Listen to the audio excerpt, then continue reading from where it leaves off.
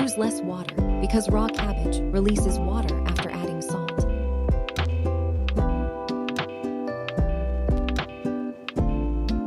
Now look how perfectly the batter is prepared. So now, let's turn on the gas flame. And once the pan is hot, add the oil. Now let the oil heat up well. Once the oil is hot, fry the prepared batter like this.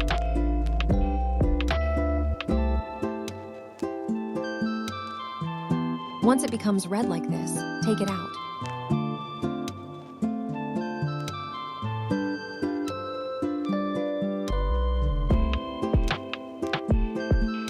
I didn't have tissue paper, so I used plain paper to remove the extra oil.